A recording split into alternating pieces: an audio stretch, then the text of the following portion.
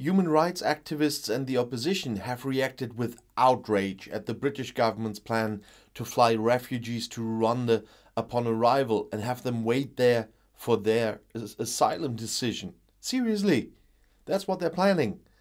The organization Detention Action said the men sent to East Africa are likely to face indefinite detention under a government notorious for violently persecuting dissidents. Labour has called Prime Minister Boris Johnson's plan unworkable, unethical and blackmailing. With the agreement that Home Secretary Priti Patel was supposed to sign in Rwanda on Thursday, Johnson wants to significantly curb illegal migration across the English Channel. He had promised that after Brexit, Great Britain would again independently determine its borders and immigration. Recently, however, the number of people who entered the country illegally had increased significantly. According to British media reports, only male asylum seekers should be sent to Rwanda. London is providing £120 million for a test project. Anyone who can wait for a decision in Great Britain is to be housed in strictly controlled reception camps in the future. Johnson announced on Thursday that the British Navy will in future prevent people from entering the country illegally via the English Channel. We need to ensure that the only route to asylum in the UK is safe and legal, Johnson said. Anyone trying to skip the queue or abuse our systems should be taken quickly and humanely to a third country or country of origin. Humanely? Seriously? Critics warned of so-called pushbacks by the Navy, that means the rejection of hardly seaworthy boats on the open sea. The Prime Minister threatened people smugglers with life imprisonment. In addition, capacities for deportation would be expanded. As I said, Britain wants to send migrants to Rwanda for the duration of their asylum application. According to their own statements, the Conservative government is trying to deter economic refugees from the dangerous and illegal crossing across the English Channel and to put a stop to smugglers. In the straits between Great Britain and France, the British Navy is seriously to take action against people smugglers, as Prime Minister Boris Johnson announced on Thursday. Among other things, they are to receive several new patrol boats for this purpose.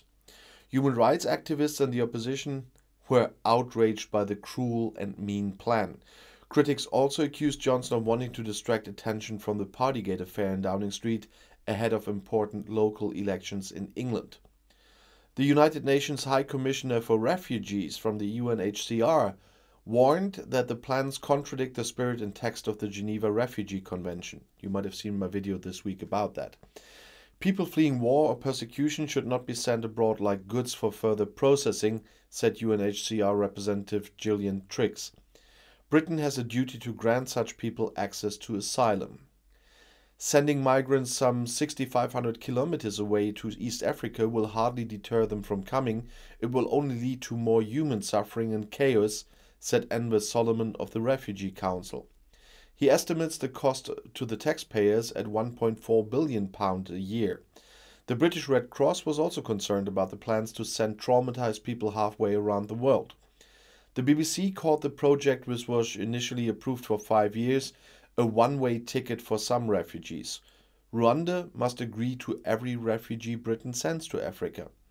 Critics emphasized the poor human rights situation in the country, which has been under authoritarian rule by President Paul Kagame since 2000.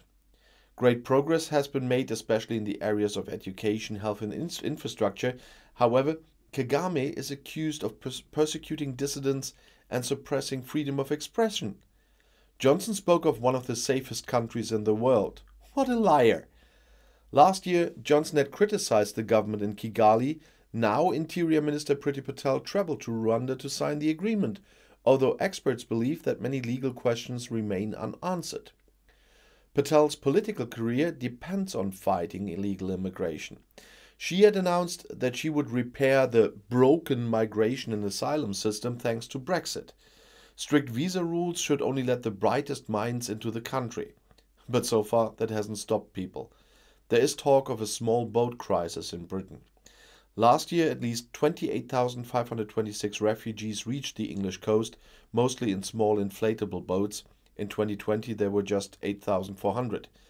The government fears that there will be even more this year. Several people also arrived on Thursday. Patel has already made radical suggestions on how illegal migration across the English Channel could be prevented. Immunity for border guards, so-called pushbacks on the open sea, as I said earlier, no right of asylum for illegal entrants, deprivation of citizenship and whatever. However, the second chamber of parliament, the House of Lords, deleted most of her plans from her bill. Now she at least wants to present the agreement with Rwanda as a success, after several countries and areas such as Albania and Gibraltar had previously denied reports of corresponding agreements, some of them outraged. Anyone who can wait for an asylum decision in Great Britain should in future, as I said, be accommodated in strictly controlled reception camps. And as a German, I'm very allergic to camps, you know. Patel is central to Johnson's Take Back Control Brexit pledge. Her task is to end people's freedom of movement once and for all, she once said. As the daughter of Indian parents who immigrated from Uganda decades ago, she's a fitting face for Johnson on the migration issue. For the Conservatives, control means above all control over one's own borders. In any case, the United Kingdom had never participated in the Schengen Agreement on free travel. Since Brexit, the government has also made it difficult for EU citizens to come to the country to work and live. But with the exit from the EU, opportunities have also disappeared. For example, London has no readmission agreement with an EU country, and negotiations have so far been fruitless. The fact that 27 people died in an attempt to cross the English Channel in an unseaworthy rubber boat at the end of November 2021 was also a shock for the British government.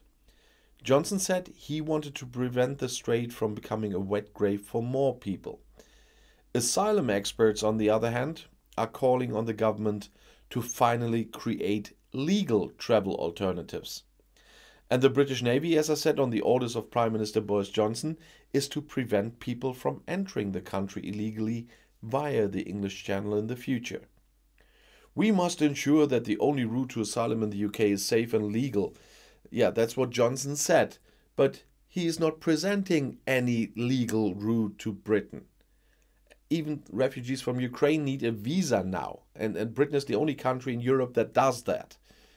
And as mentioned, Great Britain concluded an agreement with Rwanda to deter economic migrants. After arriving illegally in the UK, I want to make that clear. Male migrants are to be flown to the East African country to await a decision on their asylum application. How long that ever will take, it doesn't matter to them. And the Prime Minister threatened people smugglers with life imprisonment, as I said, and in addition, capacities for deportation are supposed to be expanded. And I seriously can only say, have a look on this week's video when I started to talk about that topic, where I talked a lot about the Geneva Refugee Convention, and then you see breaking international law is nothing new to this government. And I'll see you in my next video. Bis gleich.